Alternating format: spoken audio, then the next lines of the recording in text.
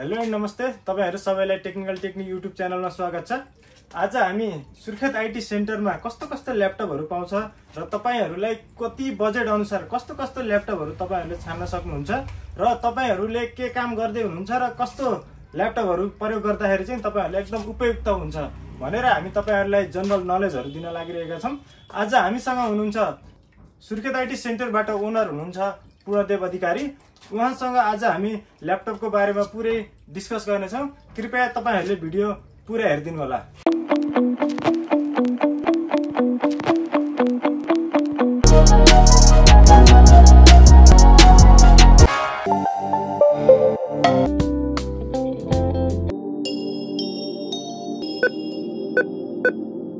नमस्ते। नमस्ते।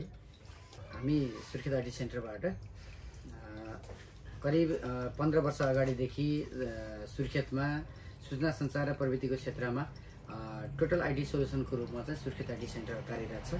हाल हामीले क्यानन त्यसैगरी दावा लगायत हामीले विभिन्न ब्रान्डहरुको सामानहरुको चाहिँ अथराइज डिस्ट्रिब्युटरको रूपमा चाहिँ हामीले काम गरिरहेका छौं। यसमा अहिले इन्भर्टर ब्याट्री पावर सोल्युसनको रूपमा लुमिनस छ, त्यसैगरी ल्यापटपहरुमा डेल आसुस छ। सँगसँगै हामी डेलीहरु र्यापोहरु जेटकेडी इकोहरु लगायतका थुप्रै सामानहरुको हामी अथराइज डिस्ट्रिब्युटरको रूपमा चाहिँ कर्णालीमा रहेर काम गरिरहेका छौं। हाम्रो उद्देश्य कर्णालीमा रहेर सूचना सञ्चार र प्रविधिसँग सम्बन्धित सामानहरुको बारेमा सामान सेल्स मात्र नभएर यस सम्बन्धी सुविधाहरु अन्य मर्मत तथा चाहिँ जेन्युन पार्ट्सहरु पनि उपलब्ध गराउने चाहिँ हाम्रो मुख्य ध्येय छ। ग्राहकहरुलाई सन्तुष्ट बनाउनु हाम्रो प्रमुख लक्ष्य छ। त्यसैले हामी सामान बिक्री सँगसँगै चाहिँ ग्राहक लक्षित भएर हामी काम गरिरहेका छौं। अहिले 15 वर्षको दौरानमा हामी दौडिरहेका छौं। विशेष गरी हाम्रो व्यावसायिक सफलता हामीसँग जोडिएर आउनुहुने ग्राहक महानुभावहरु नै हाम्रो सफलता हो। हामीले ग्राहकहरुले नै ग्राहकहरु खोजेर ल्याउनुहुन्छ, यो हाम्रो सबैभन्दा ठूलो सफलता भने हामी। अनि सर, आज चाहिँ हामी विशेष गरी चाहिँ ल्यापटपको बारेमा कुरा गर्न गइरहेका छौं हैन। ल्यापटपको चाहिँ mid range, mini range, mid range र हाईएस्ट रेन्ज, यसको बारेमा चाहिँ हजुरले कुन स्टुडेन्टलाई कस्तो चाहिन्छ, कस्तो मान्छेलाई के ल्यापटपहरु चाहिन्छ हैन, यसको बारेमा सरल डिस्क्राइब गरिदिनु न। अब यसको बारेमा चाहिँ कस्तो छ भने हामीले विगत 15 वर्षदेखि नै ल्यापटपहरु बिक्री वितरण गर्दै आइरहेका छौं। विशेष गरी ग्राहकहरुले चाहिँ अथवा युजरले ल्यापटप आफ्नो लागि कस्तो खालको ल्यापटप चाहिन्छ भनेर चुज गर्दाखेरि चाहिँ सकेसम्म एकदमै सबै कुरा बुझेर किन्नुपर्छ जस्तो मलाई लाग्छ। जस्तो सुरुवातमा विद्यार्थीहरुले पढ्नका लागि हो अथवा कम्प्युटर सुरुवात गर्ने मान्छेहरुका लागि चाहिँ इन्टेलको सेलन ड्युअल कोरहरु अथवा एएमडी ड्युअल कोरहरु ल्यापटपहरु चाहिँ आउँछ। यसरी स्टार्टिङ फेजको ल्यापटपहरु चाहिँ ड्युअल कोर मोडलहरुमा प्रोसेसरहरु भएको, र्याम रोमहरु राम्रै खालको भएको, स्पिडहरु राम्रै खालको भएको, आफ्नो साइज चाहिँ 14-15 इन्चमा मिल्ने खालको साइजहरु भएको ल्यापटपहरु चाहिँ हुन्छ। अब यसमा चाहिँ कस्तो छ भने अब यसमा टाइपिङहरु मात्रै गर्न, अफिस प्याकेजहरु मात्रै चलाउन, यस्तो कामहरु गर्नका लागि चाहिँ त्यस्तो ल्यापटपहरु चाहिँ लाभदायी हुने गर्छ। त्यो भन्दा माथिल्लो रेन्जमा जानु पर्यो भने जस्तो +2 पढ्ने विद्यार्थीहरुका लागि अलिकति त्यो भन्दा माथिल्लो प्रोसेसर स्पिडहरु बढी चाहिनेहरुको लागि चाहिँ इन्टेल कोर i3हरु अथवा राइजेन 3हरु अहिले चाहिँ चल्तीमा आएको मोडलहरु छ। यिनीहरु चाहिँ लेटेस्ट मोडलहरुमा जस्तो चलेको जेनेरेसनहरु जसले कम्प्युटरको स्पिडहरु मापन गर्छ, त्यसको कार्य सम्पादन क्षमता चाहिँ हाई हुन्छ। त्यसमा विशेष गरी र्याम रोमहरु अनि त्यसमा ब्रान्डले पनि कस्तो खालको सामानहरु युज गरेको छ त्यसमा पनि धेरै कुराहरु भर पर्छ। यसरी चाहिँ जानु पर्यो र अलि माथिको हामीलाई चाहिँ प्रोफेसनल कामहरु गर्नु पर्यो, अलि ठूलो रेन्जमा काम गर्नु पर्यो भने i5 प्रोसेसरहरु भएको, त्यसमा जनरली पनि अहिले 8GB र्यामहरु देखि लगेर 500GB SSDहरु भएको हाई स्पिड ल्यापटपहरु चाहिँ आउँछ, जुन चाहिँ अफिसियल रूपमा एकदमै म्याक्सिमम बढी चाहिँ प्रयोग हुने खालको ल्यापटपहरु हुन् अहिले i5 सिरिजहरुको। अब अलि माथिल्लो जस्तो इन्जिनियरहरु अथवा चाहिँ कोडिङहरु गर्ने, सफ्टवेयरहरु बनाउने, ग्राफिक डिजाइनहरु गर्ने मान्छेहरुले चाहिँ i7 प्रोसेसरहरु खोज्नुहुन्छ। अब त्यो i7हरुमा चाहिँ ग्राफिक पनि त्यही खालको हुन्छ, प्रोसेसिङ युनिट पनि त्यही खालको हुन्छ र विशेष गरी र्यामहरु मिनिममली पनि 8-16GB भन्दा माथि भएको र्यामहरु हुन्छ र अझ राम्रो प्रोफेसनलले गेमिङहरुको लागि भयो, अझ राम्रो चाहिँ भिडियो एडिटिङहरु गर्ने साथीहरुले चाहिँ उहाँ त्यस्तै युजरहरुले चाहिँ i9हरु पनि खोज्नुहुन्छ। त्यो आफ्नो आवश्यकता अनुसार चाहिँ त्यसरी चलाउन सकिन्छ। धन्यवाद।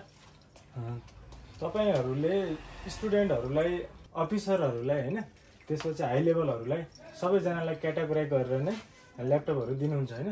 यसमा अब कुन युजरहरूले कस्तो ल्यापटपहरू प्रयोग गर्ने होइन, जस्तै गेमिङ अथवा न्युज च्यानलहरूमा कस्तो युज गर्ने, प्रोफेसनल टाइपको गेमिङ टाइपको होइन, कस्तो कस्तो युज गर्ने, कुन ल्यापटप चाहिँ अहिले ब्रान्ड चाहिँ एकदम बेस्ट छ होइन, त्यसको बारेमा केही डिस्क्राइब। यस्तो छ, यसमा चाहिँ मैले अघि पनि भने होइन, अब जनरली चाहिँ यसमा हामीले चाहिँ अफिस प्याकेजहरू जस्तो सरकारी कार्यालयहरू होला अथवा अफिसरहरू होला, यिनीहरूमा चाहिँ जनरली पनि हामीले अहिले अफिसहरूमा दिँदाखेरि i7हरू अथवा i5हरू बढी जाने गरेका छ। जस्तो सुरुवातको विद्यार्थीहरूलाई पढ्नको लागि चाहिँ i3हरू 7 डेलगरहरू पनि राम्रै जाने गरेका छ। अहिले चलन चल्तीमा चाहिँ त्यस्तो खालको छ। विशेष गरी अहिले मार्केटमा हेऱ्यो भने नेपालमा सबैभन्दा बढी बिक्री भएको जेन्युन अफिसहरू भएको र अहिले जेन्युन चाहिँ विन्डोजहरू भएको चाहिँ म्याक्सिमम बिक्री भएको र ग्राहकहरूको रोजाइमा परेको आसुस कम्पनीको ल्यापटपहरू छ, जुन चाहिँ नेपालका लागि नागमणि इन्टरनेसनलले अथराइज बिक्रीको रूपमा ल्याएको छ। हामी त्यसको आधिकारिक विक्रेताको रूपमा पनि रहेका छौँ। अहिले सबैभन्दा बढी बिक्री हुने ल्यापटप हो र त्यसै गरी डेलहरू, एसरहरू, एचपीहरू यस्तो खालको ब्रान्डको ल्यापटपहरू पनि जान्छ र अलि आर्थिक स्रोत राम्रै भएका मान्छेहरूको रोजाइमा चाहिँ एप्पल पनि पर्ने गरेका छ। हामीले त्यस्तो खालको सामानहरू पनि उपलब्ध गराउने गरेका छौँ। अनि यसको बजेटको बारेमा चाहिँ हजुरले कुन कति रेन्ज भएको चाहिँ डिभाइसहरू पाउँछ होइन, बजेटको रेन्जको बारेमा पनि हल्का डिस्क्राइब। एकदम राम्रो कुरा गर्नुभयो होइन। अब बजेटको रेन्जमा कुरा गर्दाखेरि चाहिँ कस्तो हुन्छ भने जस्तो भर्खर छोराछोरीहरूलाई बच्चाहरूलाई चाहिँ ल्यापटप सिकाउनुपर्छ अथवा कम्प्युटर टेक्नोलोजीमा लैजानुपर्छ, उनीहरूको पढाइ पनि अब कम्प्युटर टेक्नोलोजीबाट भइराखेको छ भन्ने अभिभावकहरूका लागि चाहिँ अहिले लगभग 30,000देखि माथिको 40,000सम्मको रेसियोमा चाहिँ 7 डेलको ल्यापटपहरू आउँछ, जुन चाहिँ सुरुवाती विद्यार्थीहरूका लागि एकदमै उपयुक्त ल्यापटप हुनसक्छ होइन। र अब त्योभन्दा माथिल्लो लेभलका विद्यार्थीहरू जसले चाहिँ 50-60 हजारसम्मको 60-65 हजारसम्म जान सक्नुहुन्छ, त्यस्तो युजरहरूको लागि चाहिँ इन्टेल कोर i3 ल्यापटपहरू चाहिँ एकदमै राम्रो हुनसक्छ। अब जनरली चाहिँ अहिले म्याक्सिमम बिक्री हुने भनेको अहिले i5 ल्यापटपहरू हो। i5 ल्यापटपहरूको प्राइसिङ चाहिँ 80,000देखि माथि जनरली पनि राम्रो खालको ल्यापटप लिनु पर्यो भने त्यो हुन्छ। तर अलिकति कमसल बजारहरूमा 70-75 हजारको ल्यापटपहरू पनि पाइन्छ। तर त्यो चाहिँ कस्तो हुन्छ भने अलिकति ग्रे मार्केटहरूबाट आएको ल्यापटपहरू हुन्छ, जसको विश्वसनीयता अलिकति कम भएको अथवा एसेसरिजहरू त्यसको क्वालिटीहरू कम भएको हुन्छ। तर जेन्युन कम्पनीहरूको राम्रो खालको सामान लिनु पर्यो भने जनरली 80, 90, 95देखि 1 लाखदेखि माथिको चाहिँ i5 ल्यापटपहरू बढी बिक्री हुने गरेको छ होइन। अब सिरिजहरूमा चाहिँ अहिले भिभो बुकहरू, जेन बुकहरू एकदमै राम्रो चलेको सिरिजहरू छ होइन। त्योभन्दा माथि चाहिँ अलिकति राम्रो बजेट हुनेले चाहिँ 1,30,40 हजारदेखि माथि जाने कस्टमरहरूको लागि चाहिँ i7हरू जान सकिन्छ। 2 लाख प्लस जानेहरूको लागि चाहिँ i9हरूमा चाहिँ राम्रो खालको चाहिँ